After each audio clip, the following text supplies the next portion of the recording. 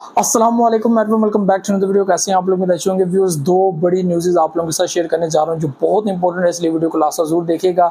एक न्यूज़ है जर्मनी की तरफ से और एक है यूके की तरफ से, लंदन से आई है ये न्यूज़ और बहुत ही इंपॉर्टेंट ये न्यूज़ है। बहुत इंपॉर्टेंट बिल यहाँ पे क्रिप्टो को लेकर जो है वो रखा गया और यहाँ पे अब जो है वो ये चीज़ नज़र आ रही है कि बहुत जल्द दुनिया क्रिप्टो के ऊपर मिल बैठेगी और यहाँ पे क्रिप्टो को रेगुलेट करने को लेकर या फिर लाइसेंस जो एक्सचेंजेस को देने हैं उसको लेकर जो है वो कुछ अहम डेवलपमेंट्स देखने को मिलेंगी। तो ये बहुत बड़ी न्यूज़ है ऑल द वर्ल्ड, हर उस बंदे के लिए जो क्रिप्टो को पसंद करता है और वो ये समझता है कि मेरा पैसा क्रिप्टो में लगा हुआ है या फिर आइंदा फ्यूचर जो है वो क्रिप्टो में है, ब्लॉकचेन में है, एनएफटीज डेफी भी अंदर है।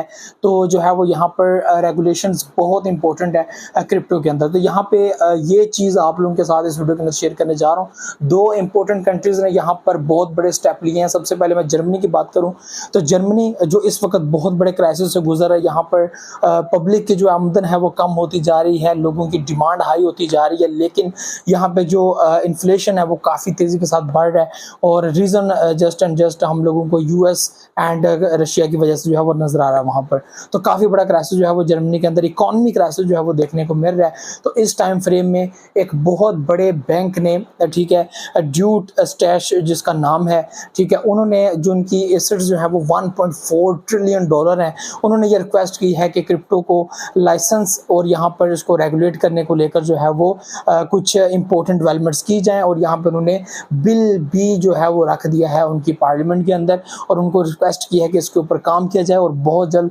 क्रिप्टो को जो है वो रेगुलेट करने के रिलेटेड या हम लोग अपने ऐसे क्लाइंट्स को डील करें जो क्रिप्टो के अंदर काम करते हैं, बहुत इंपॉर्टेंट है। और ये 1.4 ट्रिलियन डॉलर का जो है वो इनके पास एसेट्स है और ये जो है वो उनका जो है वो बड़ा बैंक है जिसने ये स्टेटमेंट दिया। और जर्मनी खुद भी अब जो है वो इसके बारे में सोच रहा है कि अब बैंक्स खुद जो है वो ये चीज़ कह रहे हैं कि क्रिप्टो को अलाउ किया जाए, क्योंकि क्रिप्टो के बगैर ना तो इन्फ्लेशन को कंट्रोल किया जा सकता है, ना ही जो है वो ओवरऑल जो है वो इस वक्त सिचुएशन बनी हुई है क्राइसिस की उसको कंट्रोल किया जा सकता है, क्योंकि यूएस डॉलर बड़ी तेज़ी से जो है वो गिर रहा है और यहाँ पे उसको कंट्रोल करने का कोई भी हल नहीं मिल रहा। यहाँ पे स्टेबल करेंसी के ऊपर बात हो रही है, लेकिन ओवरऑल हर बंदा ये कह रहा है कि वन एंड ओनली हमारे पास एक डिजिटल करेंसी ही है जिसके ज़रिए हम लोग जो है वो इन्फ्लेशन से जो है वो बच सकते हैं, एक क्राइसिस है जो उससे बच सकते हैं। दूसरी बड़ी न्यूज़ जो है वो यूके की तरफ से है।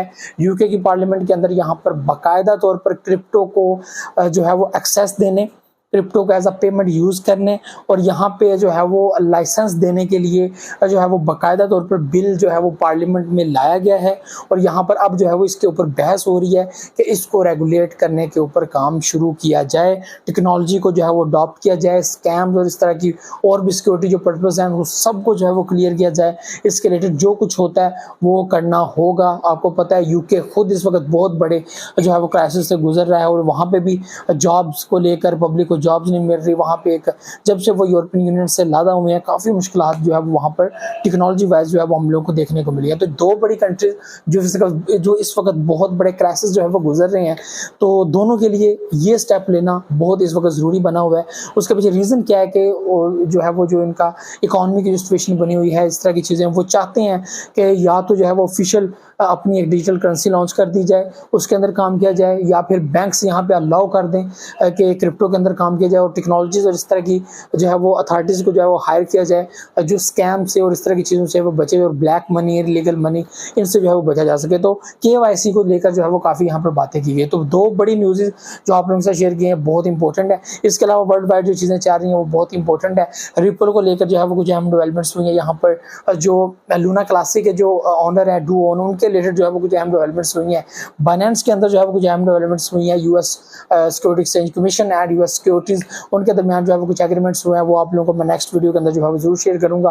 तो ये व्यूअर्स दो चीज़ें थी, दो बड़ी कंट्रीज यहाँ पे स्टेप अप हुई हैं। उम्मीद है आइंदा जो है आने वाले वक्त में हम लोगों को कुछ बेहतर जो है वो देखने को मिलेगा और उम्मीद है जिस तरह यूरोपियन कंट्रीज अब जो है वो इस तरफ आ रही हैं कि क्रिप्टो को अलाउ किया जाए, क्रिप्टो को सपोर्ट किया जाए और इसके अलावा हमारे पास कोई ऑप्शन नहीं है, क्योंकि हमारी करेंसी जो है वो नीचे गिर रही है क्योंकि डॉलर गिर रहा है। डॉलर की जो है वो डी डॉलराइजेशन जो इस वक्त हो रही है वो काफ़ी जो है वो खतरनाक पोजीशन बना के रखे हुए ऑल ओवर द यूरोप।